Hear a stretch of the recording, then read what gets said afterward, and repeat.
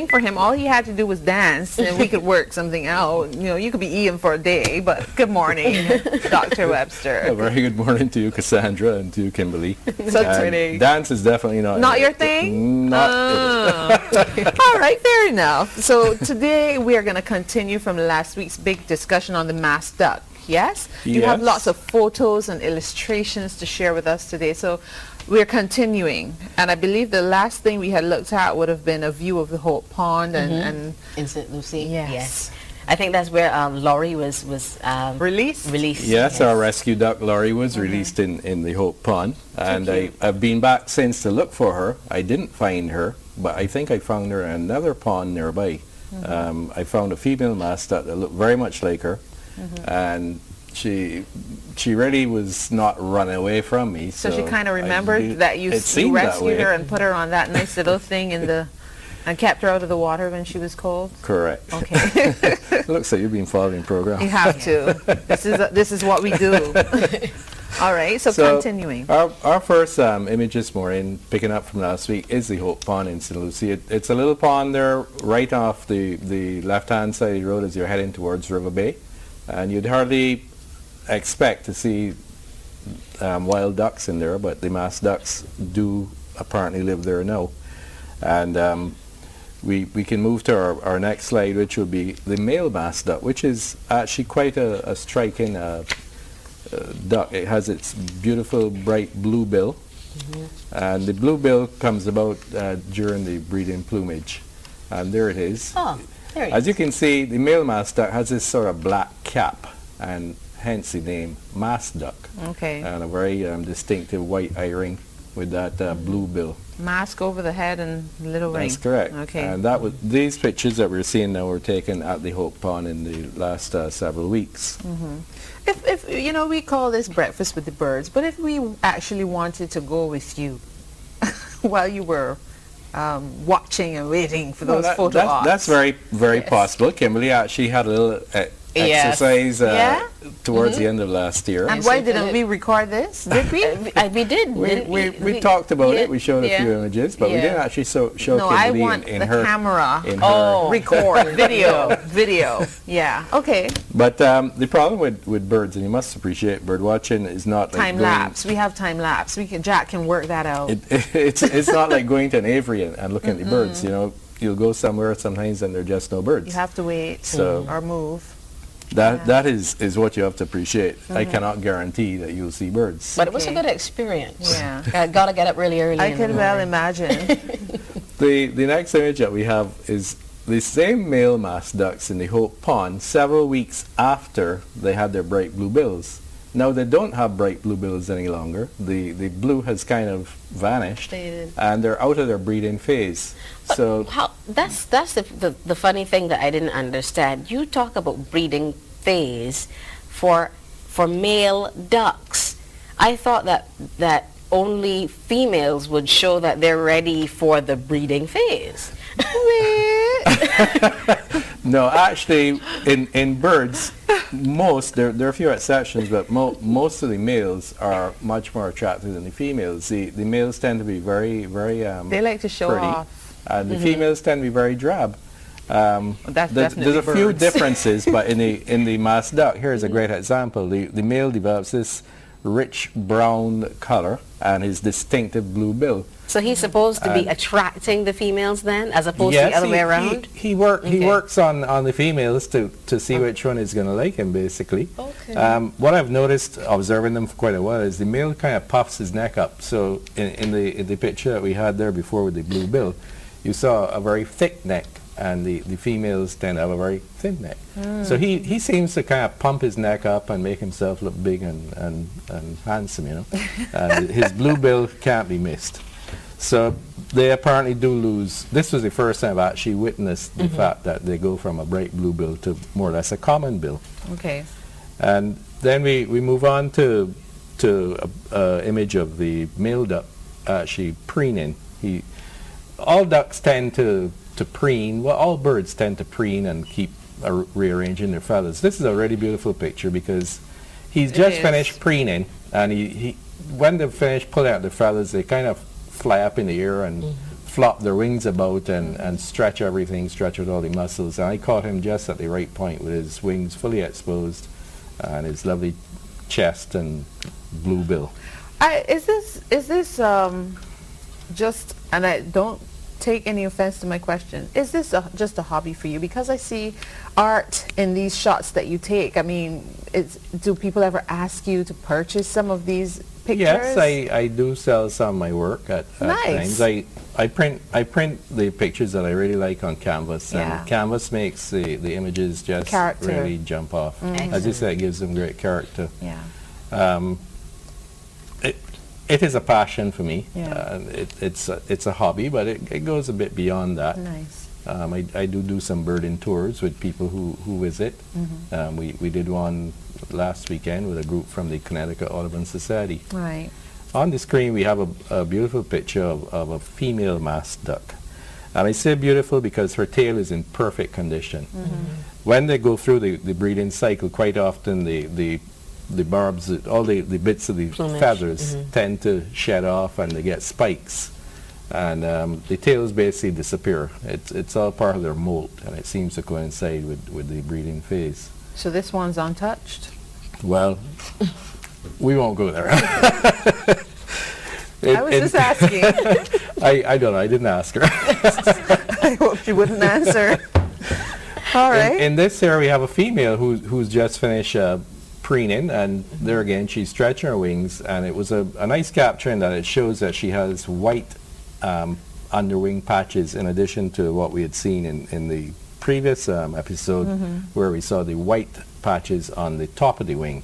So these white patches are a very distinctive feature of the duck in flight. I think she's absolutely gorgeous. They really are beautiful ducks. We move now to the Bayfield Pond. You see, now this is art. I see art. I see a fantastic blown up shot of this in a nice space in a home. Well, if I may say, I do consider myself an artist with my photography, and I really enjoy it. I do try to compose pictures where possible that are of artistic nature. Well done. This is a panoramic view of Bayfield Pond, and for those that don't know it, it's a pond of about 2 acres in size, right in the heart of Bayfield Village. There are houses on 2 sides and roads on the other 2. There are people moving around all the time. There's lots of noise and activity, but the ducks have found it as their place to go and basically make Bayfield Pond the home of the masked duck.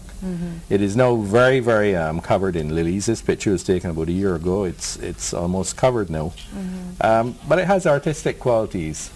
And as we will see coming up, I invited my good friend Dr. Raymond Mon to show a few of his pictures, and Raymond has been visiting the pond quite frequently and getting quite artistic with his pictures. This picture is interesting because in the background is a snowy egret.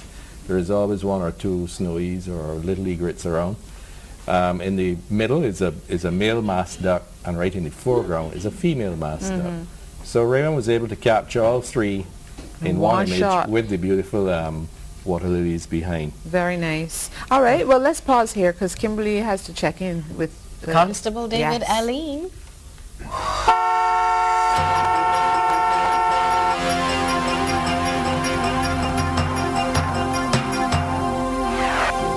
Time moving on to 15 minutes before 8 o'clock. Constable David Aline, where are we now?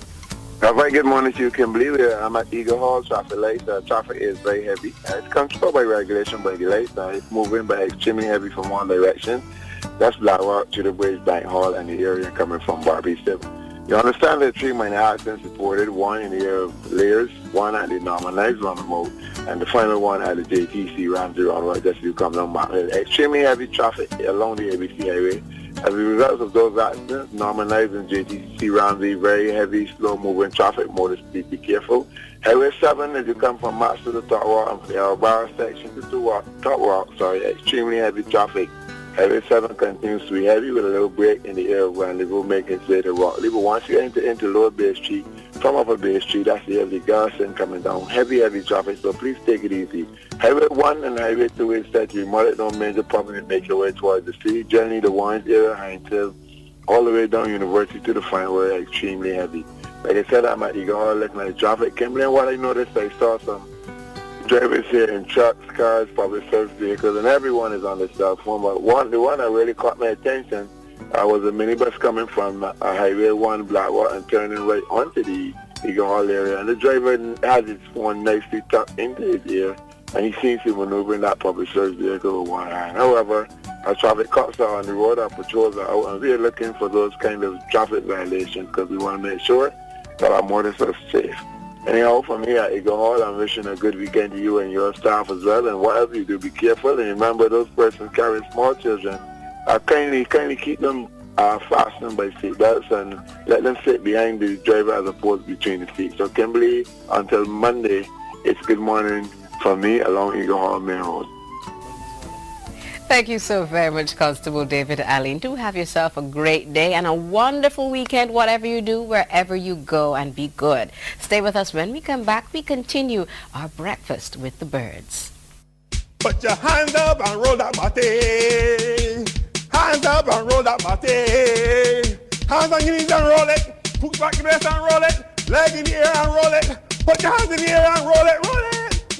Listen, stop. PC Rooms, you sound real bad. You sound like a dog that get hit with a bus, then a car, then a motorcycle. You sound real bad. But the search is on for Barbados' next soca superstar. Big competition coming soon. If you feel you can be the next Alison Hines, Little Ray, Mikey, Brad, Edwin Yearwood. If you feel you can be the next soca superstar, well, give me a call. Queen National Courts at 231-4259 or PC Rooms at 266-9084. Or you can email us at mad246@hotmail.com. That's MADD246@hotmail.com. You can be Barbados' next soca superstar. Competition is coming soon.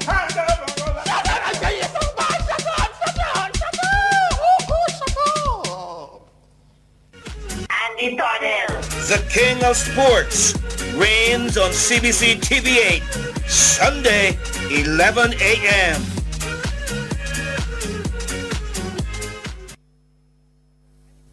Morning Barbados, good morning.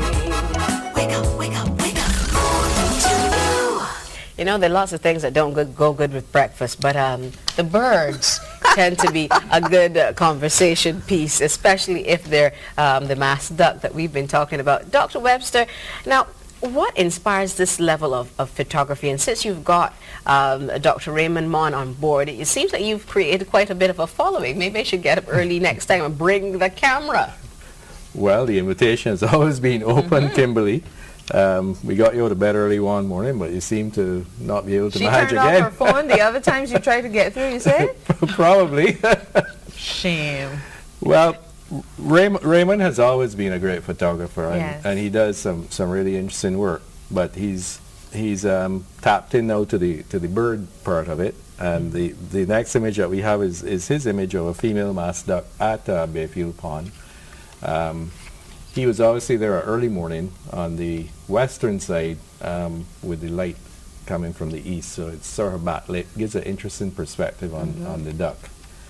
And the next one is a male masked duck, and I particularly like this one because he'd obviously been diving, and you can see the water droplets on his back. It's a really great picture by Raymond. He's captured those little water droplets on the back of the male masked duck. What a beautiful bill. Now, how do you get a close-up like that? Well, you've got a long lens, maybe A lot like the one that you travel with, that heavy, yes. And Raymond has some long lenses as well, which he works with. He's really getting himself into it. He's getting to learn the birds. He will tell you that he's not had any experience with birding before, but he's now really tapping into our little resource group. About 2 years ago, I had the fabulous opportunity of actually meeting a female masked duck with her ducklings in Bayfield Pond. And to the best of my knowledge, I have not been able to find anyone else, at least on Barbados, who's been able to photo document this. And I have an extensive series of pictures on Facebook, but I've chosen 2 of them to bring here this morning. This was the female literally leading her ducklings through the maze. Too cute. of leaves from the water lilies. I was really privileged that morning, and incidentally I've written an article or a page for the Liat Journal, the Zing magazine, which is going to focus on the masked duck, and it's going to be in the April, May and June issue of zinc.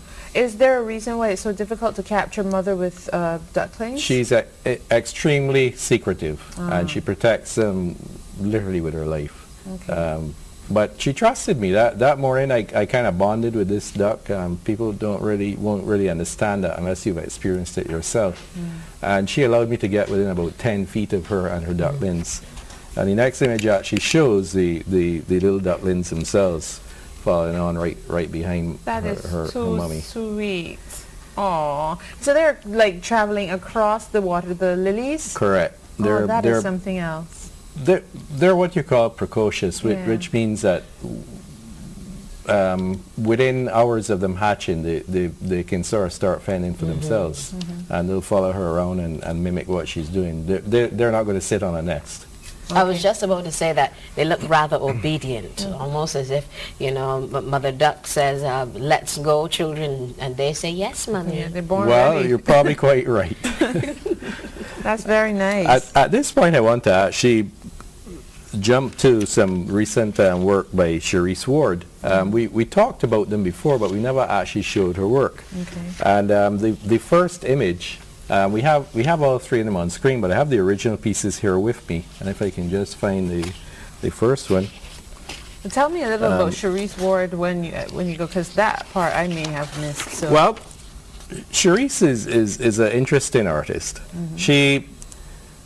She asked me. She was one of the first people that asked me politely whether she could be allowed to use my work, my photography, as study material for her work. And she's merging it with medical stuff? Well, her artist statement to do with these images here are as follows. The organs of the body are often portrayed in dark or gory imagery. In the series, I wanted to explore the organs in a different light. These organs sustain life, and in these illustrations I use the birds to represent the essence of life, as birds can be representative of freedom and adventure. Nice. So our first image on the left-hand side, and I have the original here in my hand, if we can just zoom in on it, is actually the heart, and she loves hummingbirds. She's done several pieces with hummingbirds, and she has the hummingbirds circling around the heart. So based on what I just read as the artist statement, you can put two and two together as to how she sees it. She's not seeing it as gory, but the birds as the essence of life. The second image is of the brain.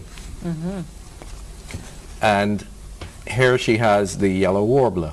The yellow warbler, and she got these really done nicely by looking at the series that I have on Facebook. The yellow warbler is a species of bird that almost went extinct in Barbados several years ago. They tended to be around the mangrove swamps, and many swamps no longer exist, and mangroves were seriously cut back. And that reminded me of building a nest, but the brain, we're always building it up. Well, that's true. But with the decline in sugarcane production and the land going back to fallow, so to speak, there's been an incredible growth of river tamarind. And river tamarind has become a host plant basically for the yellow warbler. So whereas yellow warbler populations are seriously declining, now they're on a great rebound, and you can see yellow warblers all around the island. The final image that I have for her in this from her in this series deals with the lungs, and we have the banana quits examining the internal makeup of the lungs. So that was a series of 3 that Cherise produced at Christmas time, and as I mentioned before, she and a group get together every Christmas to try and raise funds for some people who are in need. And those were sold at that time. I purchased them because I really liked them. I like her work.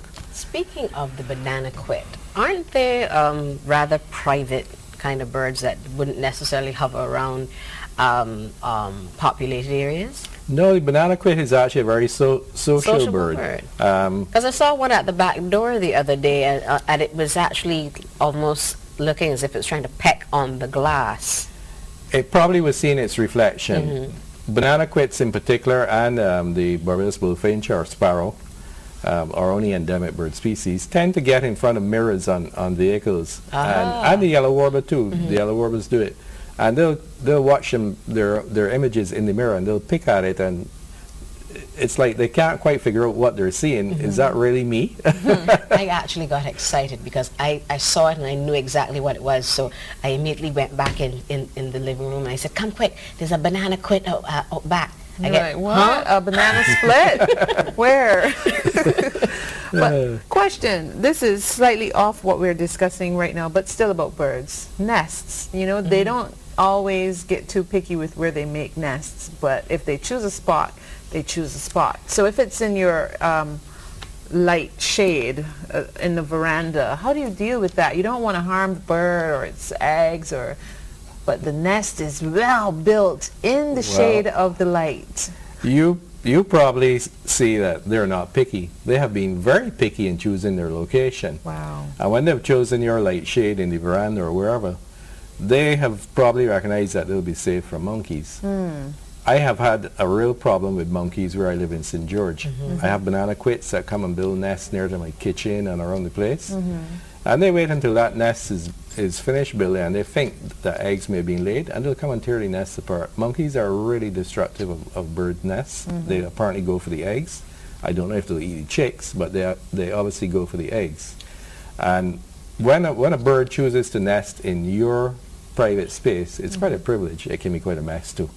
Well, and my wife has banned certain doves from making nests in certain I feel so parts. bad. I never feel like you should trouble a bird's nest, if but it's not. I don't know that it's safe. What I would suggest is if you see it building a nest in somewhere you really don't want it, start to remove it as quickly as they build, and they'll get the message eventually. It's too late. It's sad if they've already built the nest and sort of made their home and laid eggs. It's sad to destroy it then. Yeah, and you can't give them eviction notice for something. But it was such a pretty nest. I watched as they brought every little piece of twig, and I like to hear them. You know, I like to see them. Sometimes when you observe them, they're really busy and doing whatever they need to do. But this nest came up out of the shade, and then it had a little curve on the top and hollow in. It was. It's amazing what they build. You know, they will use what they find in the area to build their nests. There's a place in England, I think it was a particular type of bird. I don't remember what species it was. This was a manufacturing plant for aircraft parts or whatever. So they would have big lathes working the metal. So you get long strips of thin strips of metal. And those birds actually chose to build their nest out of metal strips because that's what was available in quantity. Engineering. Yeah. Now that's a nest I would love to have in my collection of interesting things. A bird's nest made of metal, stainless steel. I took a photo of mine, so I'll show you one day. It's I don't want to touch it, but is there a way? We have seconds, by the way. I know. But our conversation will continue, God willing, next week. Is there a way to know when the eggs have hatched and everything's fine? You gotta listen. Just listen for the little, you heard the little chirping. tweets. Yeah. I just want to show one final picture from Charisse as we come to the end of this morning's program. This is one that I acquired from her some time back. I think this was the previous Christmas. And once again, her theme here was hummingbirds. Nice. In the lady's hair. Very As you can nice. see, she's a very talented artist. She considers herself an illustrator, and I really enjoy her work. And those are a couple of postcards that she had done. She took her work and she created postcards for them. Excellent stuff. All the best. Keep on keeping on, Charisse. Good stuff. So we will see you when you're back after your hiatus. But thank you very much. Yeah, for sharing. I should be back on the 21st on the program, and when we come back, we'll do the Wilson Snipe, Master of Deception. Am I seeing you on Monday, or is Doug going to be back? All the world's a stage, folks. Have a great weekend. Be safe. Bye bye. Bye.